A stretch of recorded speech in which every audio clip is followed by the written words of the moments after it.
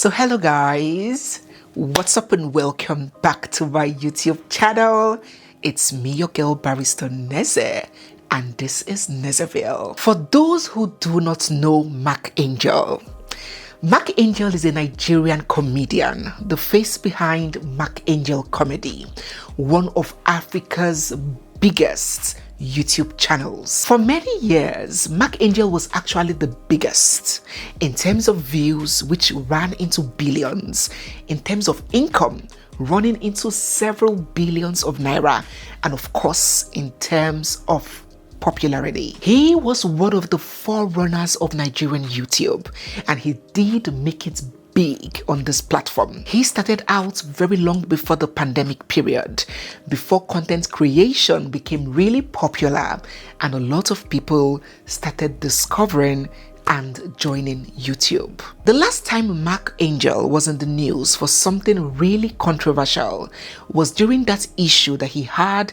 with his former comedy collaborator, Danielson Igwe. We will all recall that Daniel sat in this interview that he had with the Honest Bunch podcast, revealing a lot about Mark Angel, both as an individual as well as his bitter experience working with him. Danielson publicly accused Mark of financial manipulation, misconduct, and very unfair profit sharing. In this tell-all interview that Danielson had, he claims that he was at the forefront of founding that comedy brand.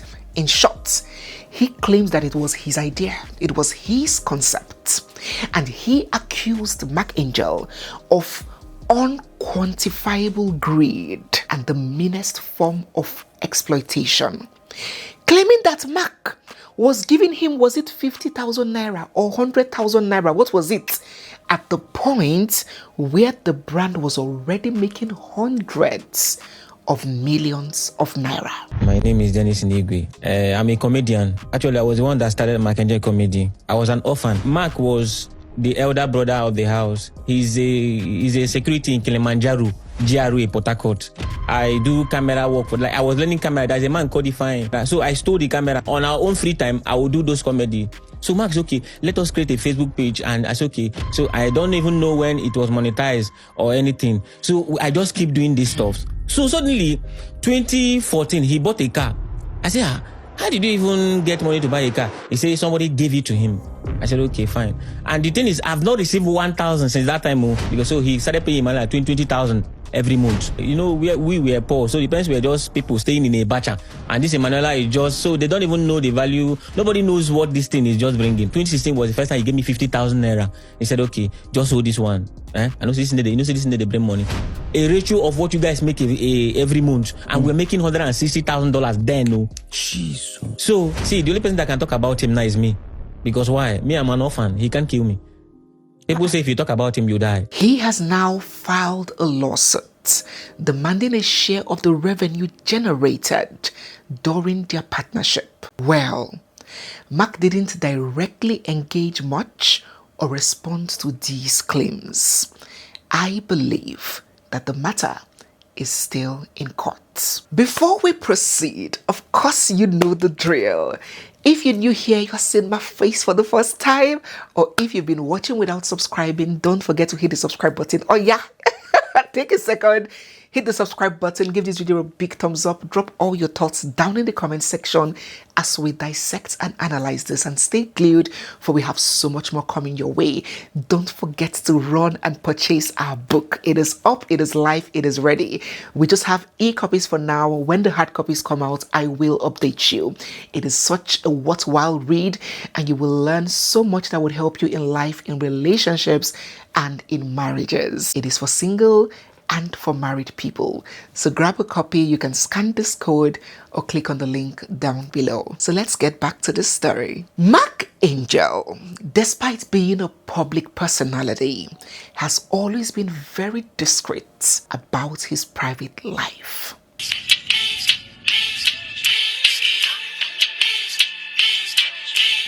We know that he grew up in Port Harcourt and started out in school at the Obafemi Awolowo University, but he dropped out along the way because he lost his sponsor, and then he had to start fending for himself quite early, and comedy became his source of breakthrough. Very little to absolutely nothing was known about Mark's marriage, well, until it crashed. In this interview that he granted in 2023, he disclosed that he married in secret and got divorced in secret. He didn't offer any further timelines or explanation around the marriage or around the divorce, but he said that he is keeping it a secret or keeping it private to protect his family.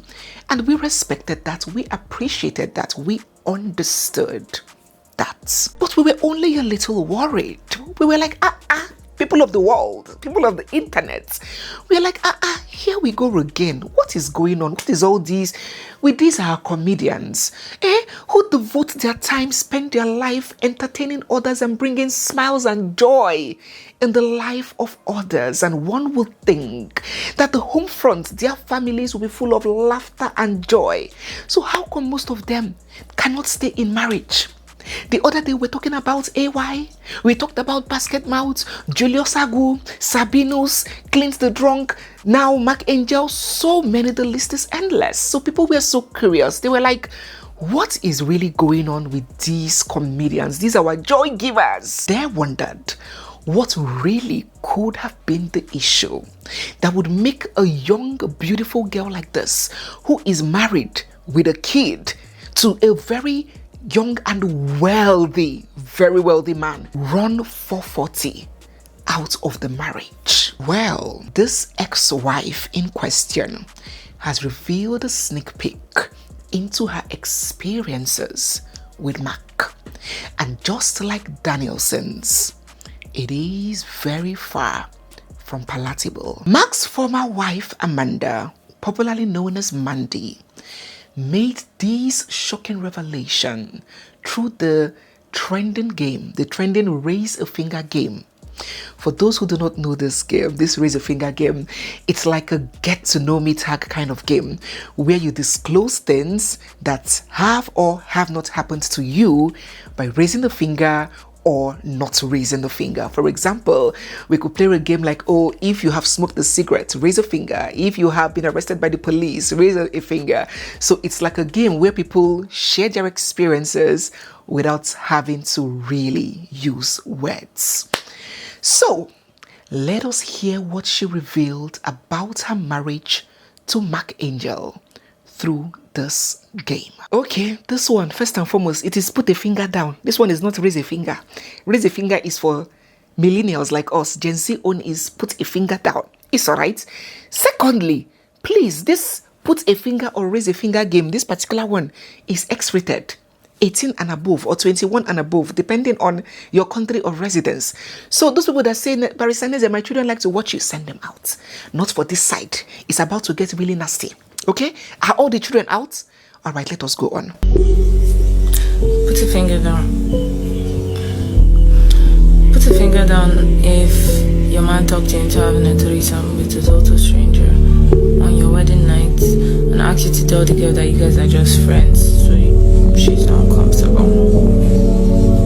This lady is saying that put a finger down if your man, your husband, talked you into having a threesome.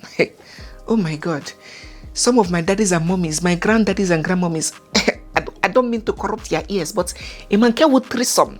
Do you know that? It means, oh God, how do we explain this without offending God? It means 2 men or 1 woman in the other room, or 2 women and 1 man in the other room. So this lady is saying that on her wedding night, as sacred as that night is supposed to be, that her man, of course she has just been married once, so there's no need to call names, everybody knew who she was referring to, that her man talked her into sharing their bed, their wedding night bed, with a total stranger, and told her to tell the stranger that he is her, oh God, told her to tell the stranger not to admit that he's her husband, that she should say he's just a friend, so 3 of them can get intimate on her wedding night.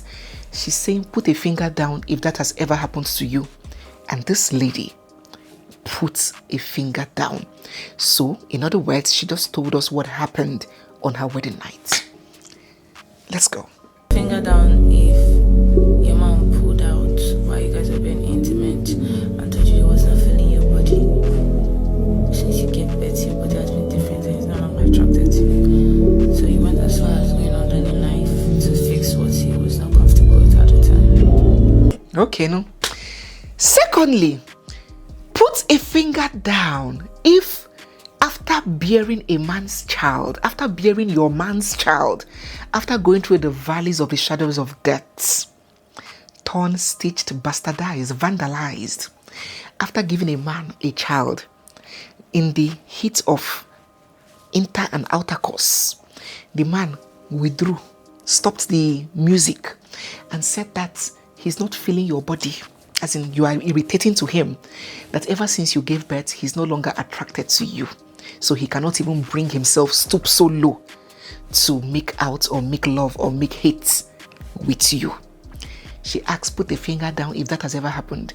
And this young lady in question put her finger down. She said that action, those actions of constantly shaming her and not being attracted to her and making her feel ugly after she gave him a child, made her to go under the knife to get plastic surgery to fix her body so he can like her and touch her.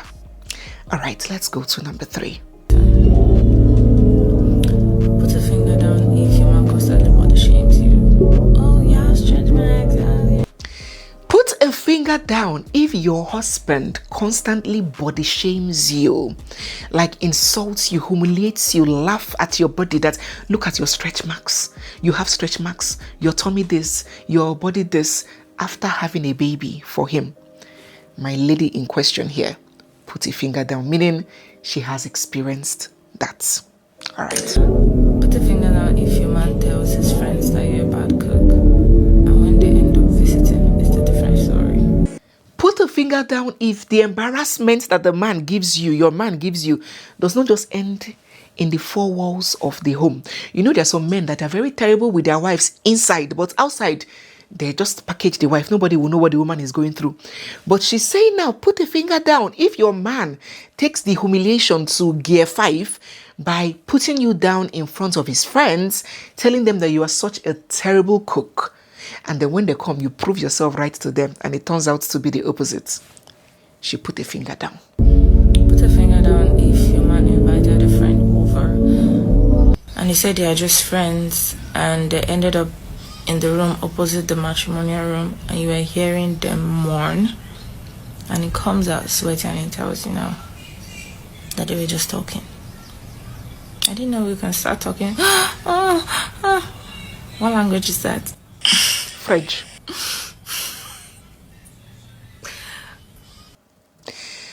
Put a finger down if your husband brought in his hoe into the matrimonial home, telling you that they are just friends, and right opposite your matrimonial bed, you're hearing ooh, ah, wee, wah, and the culprit came out sweating like Namausa, sweating like the janitor in hellfire, and tells you that they were just talking, nothing happened, but you were hearing ooh, ah. She put her finger down. Put a finger down. Stop laughing, my dear. This is not a funny matter. Don't laugh. Just go ahead. And went to pick up his ex around 4 a.m. because the boyfriend was beating up his ex and he went to save her. Superman. She is saying now, put a finger down. Finger has gone down again. That's her husband's ex called him by 4 a.m. to come and save her. And he, a knight in shining armor, left his wife and drove to go and save his ex-girlfriend who was experiencing challenges with her current boyfriend. Put a finger down if put a finger down if your man told you he has an eternal disease, a deadly disease, and he has a few years to live, but he's not dead. He's still alive till now. Last but not the least, put a finger down if a man, your husband, lied to you. I don't know whether it's in a bit to, maybe he was fed up. He didn't know which other way to send you out of his life, since you are so clueless and so shallow-minded that there's nothing he does that can make you pick some or get some self-respect. So she's saying that the man had to lie that he's terminally ill and he's going to die soon. But many years have come. He has still not died.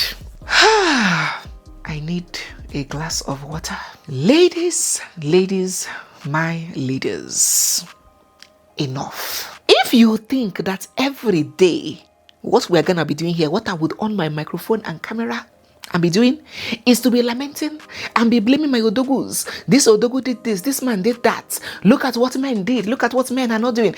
If you think that every time is going to be a blame game, and I'm going to come here and just put all the blame on Mark Angel, or is it Mark Anthony? Which one is he? Then you lie. No. Today's video is going to be an accountability video. If you have any blame or if you have any words that you want to channel to Mark Angel, please feel free to share in the comment section. But in today's video, I'm going to be discussing and talking from a different point of view. Because you see these things happening, that is looking like all men are bad, all men are devilish, all men are demonic, all men are evil. They are all not. Many times, we are the ones that make terrible life choices. And every choice comes with its corresponding consequences. And when it is time for us to reap what we have sown, to get the consequences that come with our decisions, we begin lamenting and crying foul, refusing to tell ourselves and to admit to ourselves the role that we played in our own misery. Are you aware that many of us attract, accept, and settle for the worst caliber of men, twisted men, and even before this settling, we knew exactly who those men were? There are a few cases, oh yes, I admit that there are sometimes you will see one or two cases where you didn't get to see what you envisaged. Maybe this person tricked you, blah, blah, blah. But the honest truth is that we women, we know who exactly we are marrying. In fact, it is even the men that get surprises most when it comes to marriage, because on the average, more women are more anxious to be married. Let us be honest. More women are more anxious than men to settle in a marriage. And more women do better with concealing and camouflaging their true characters and things than men. If a man and a woman fight, they have a heated argument before they expect a guest. Maybe they're expecting a guest and they got into a heated fight of, arrange this, bring this one, you didn't do this one. And they just fought. And the visitors come in. Immediately, the visitors step in.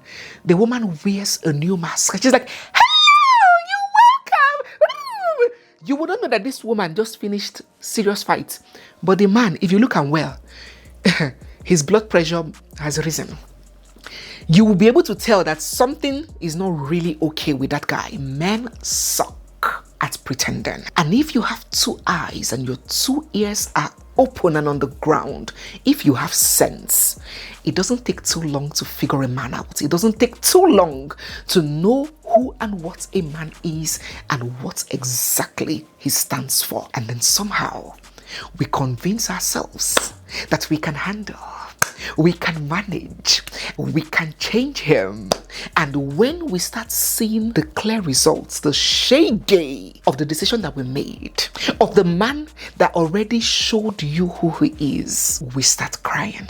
Now let me tell you how we women accept, attract, and settle for men that are clearly not good for us. Even when there are better options out there, you cannot attract those options. You will not even see them. Something can be right in front of you, but you will not see it because you are repelling those other good ones and attracting, settling for the carcass. Shall I tell you where it primarily stems from? It primarily stems from self-concept, a concept of self. Many women do not consciously choose bad men, like they go all out to choose men that will destroy them. No, that is not how it happens. Many of us choose what mirrors our self-worth, what we are conditioned to tolerate, and what we believe is normalcy, what we think love looks like. So if chaos and disrespect and overpleasing was normalized early in our lives, you will be drawn to that. And when it comes to you, it will not repel you as it will repel a person that has a great sense of self. Instead, it will feel all too familiar and you will mistake it for connection. Hello, dear brethren. Am I speaking to you? Begin to drop your thoughts down in the comment section. I hope you've picked a copy of our book. There are some things that you may be naturally aware of, blessed with by virtue of your family dynamics or your childhood, you're growing up, that just came easily to you on a platter. But there are some things that you need to go out of your way to learn, to develop, to improve, to get better at. You see, the idea of self-concept, a concept of self, it is the foundation to everything good and bad that will happen to you in your relationships. And I spoke very extensively about it in relation to abuse and how it starts and how you can conduct yourself and navigate around it. There is so much to learn. So if you haven't grabbed a copy of our book, the QR code is right on the screen, or you can click the link down below, or you can even join our community. We also teach a lot around that. So why do you think that some women repeatedly, now I'm not talking about maybe one mistake here and there, you just fell into the wrong hands. No, I'm talking about some women who repeatedly end up with the same kinds of men, back to back, men that disrespect them, men that treat them as shit, men that don't value them. And you see the lady thinking it to be a curse. Why am I so unfortunate? Linking it to misfortune. Why is this always happening to me? You wouldn't know that you are subconsciously attracting what you are already familiar with and what you believe that you deserve. Last month, a story broke about this lady, Queen Zainab, the lady that was married to the Oni of Ife and divorced him, and then married, is he an Arab prince? I think she left him, and now she's married to a top politician in the north. I am not encouraging multiple marriages. You know that is not what I stand for, or divorces. What I am telling you is, it is not, or it was not a coincidence that she was attracting, or she is attracting these kinds of men. While some women, it is from one batra to the other, one purple eye giver to the other, one scumbag loser to the other. These things are not coincidences. They are patterns. They are a reflection of self, and it starts with a sense of self. If that foundation is broken, believe me, you will be up for a very rough ride with relationships. You will suffer. Why do you think, I like to give references. Why do you think again that women with healthy self-esteems, women who are real feminists, I'm not talking about TikTok or Twitter men haters, I'm talking about women who genuinely advocate for political rights, economic rights, social rights of women. Why do you think that women who know who they are, who are emotionally stable, why do you think that these kinds of women attract the best kinds of men and have the best kinds of marriages? Why? Why do you think many of them end up with men who adore and respect them? You know why? It is because they are harder to manipulate. It is because they are so content with themselves that they do not beg, they are not desperate for approval. It's because they are willing to walk away from disrespect. They are not afraid to be alone. So they attract men that come with value, not time wasters. It's because they do not tolerate relationships that humiliate them, let alone talk about marriage. In fact, from the first date, it might not even get to a date, because from the first time the guy approaches you and you are seeing that this is a hooligan, a scumbag, women like that don't even tolerate the conversation past the first minute. So how will it lead to dates before it now leads to marriage? Do you understand? It cannot even get to that. And guess what? These kinds of men also know that this person is not a candidate for me. They know. So it's like two north poles, or is it south poles? Which pole? They repel each other. While those pick-me's, why do you think that those ones that wash toilet and wash bed sheets for flings, for their flings, I'm not even talking about fiancé, those ones that go all out, this man must pick me, this man must marry me, this man must take me, he must leave his girlfriend or his wife for me, and they go and start washing bed sheet of their flings. Why do you think that those people that sacrifice their lives on the altar of people pleasing only attract users, only attract men that treat them as a waste, as scumbags? Believe me, men know how to test limits. They are not stupid. On the contrary, they are very smart people. They observe closely. They note what is being tolerated and what is being resisted or challenged, and they adjust their behavior accordingly based on the consequences right from the dating stage. When a man, a new husband, opens his mouth to propose a threesome to his wife on their wedding night, doesn't that show you how responsibly or otherwise that she has shown herself to be? Doesn't that show you how a complete lack of self-worth has been exhibited by that woman in the relationship? Doesn't that tell you how non-existent boundaries are? How that woman has presented herself to that man during dating and courtship? Doesn't that show you? Men are not fools. They know who they try these nonsense with. And let me tell you the truth, it has absolutely nothing to do with money or wealth. And say, it's because he's wealthy, she's not. And men respect only wealthy people. Hey, let me tell you something. Men generally seek to please women. Wealthy men still respect and seek to please women who are not wealthy. If women understood their power and their leverage, they would know that they do not need to condescend to puke to get the best. A man, a fellow man, can be waiting at the reception. A lady will just come in,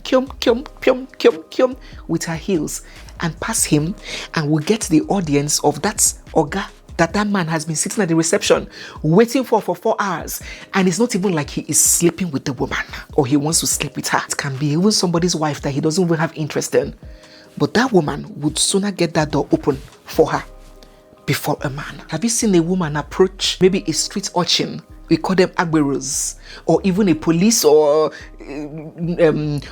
transport, just any man on the road, and tell him, please, I don't know my way, I'm trying to. You will see the man will get up from his seat and follow her. Come, let me show you.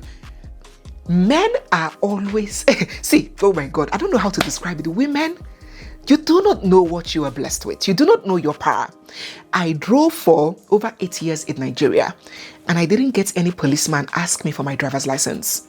Once I am stopped because my car is tinted, and I wind down with a smile. Hello, officer. How are you today? Looking all gallant and good. God bless you for what you are doing for our country. How is work? Immediately, the man will be weak. He's mesmerized. He's already charmed. I'm somebody's wife. He doesn't intend to do anything with me. But my husband, every day he will call me and say, police don't stop me. They don't pull me over. Same car. Not to say, okay, it's because he thought that you are rich and he didn't know. Same car. Men don't enjoy the grace that God has already naturally bestowed on a woman. And for many of us that do not recognize it, we think that we have to drop our pants or devalue ourselves or be stupid to make a headway. Men were designed already to recognize a woman, to want to help, to want to be nice, to want to take care of a woman, to want to please a woman. Have you ever entered a place where there are a group of men? Once a woman enters, the attitude, the men, the behavior, they want to give you a drink, the behavior changes. You do not need to condescend to madness to get the attention or enjoy the benevolence of a man.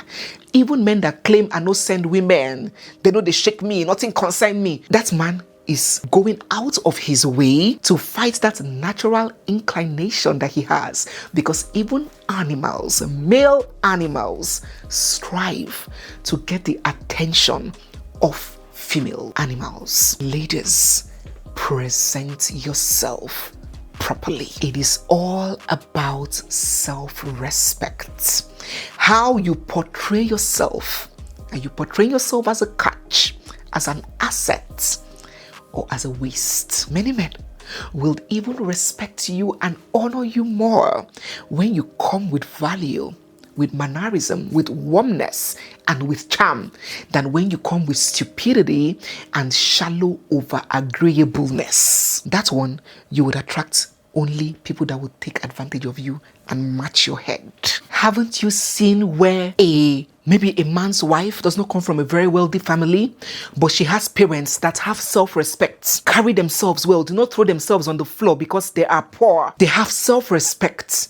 They don't go around doing eye service or licking the shoes of their in-laws just because he's rich. Despite they have a humble background, they have self-respect. Haven't you seen that those kinds of parents, their in-laws, those men respect them a lot more and better than those in-laws that are from poor homes with no self-esteem and no self-worth and no self-respect, that put themselves on the floor for that in-law to match on their head. The in-law would talk to them anyhow, address them anyhow, insult them anyhow. You can be someone that is not rich, but if you package yourself and present yourself properly, there would still be a limit to how people can treat you. Now, in as much as I empathize with this lady and her experiences, the question that begs for answers is this lady saying that she didn't know, she doesn't know the character of a man that asked her for a threesome on her wedding night, even before she entered marriage? She didn't know that man. So what kind of relationship and what did she expect? What was she expecting was going to be the outcome from that? There is a saying that if you have a cloth, you hang it in the closet on a nice hanger. If anybody wants that cloth, they would ask you for the clothes to wear. But if you put that piece of cloth on the floor by the bathroom, people would use it to clean their legs. Dear women, have and present yourself with self-respect. And self-respect does not mean arrogance. We discussed this very extensively in our community. That video is very powerful, where we distinguished between confidence and arrogance. Some women believe that being assertive or having self-worth is when you are so cruel, you insult people, you are so mean to men. If a man comes to you, like, what is it? You know, you are so aggressive. That's what will repel people, repel reasonable people from you. The only people that will stick around are people that are very, they have made up their minds to take whatever because they have an agenda. So when they get that agenda, they chop it, they run away. But decent people will run away from you when you are like that.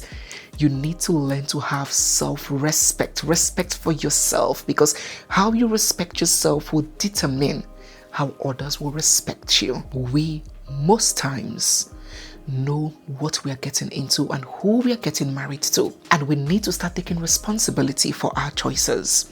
I know that there might be some exceptions. I say there might be mistakes, there might be exceptions, but we need to start waking up to the parts that we play in our own story. Before we bring this video to an end, it's important to state that I am by no chance absolving Mark Angel of blame of what he's alleged to have done. On the contrary, it just shows once again the kind of person that he is. Because when the people that are closest to you, or the people that are closest to your wife, your close business associates, have similar experiences, then it begs the question, could everyone be lying at the same time? So I'm not absolving Mark of whatever blames or whatever part he played, but I just wanted us to speak from this from a different perspective and dimension for once, and encourage my darlings watching me to be more careful with the kind of people that we gravitate towards and the kind of people that we let into our lives. We need to focus on what's more important, what's more sustainable. Money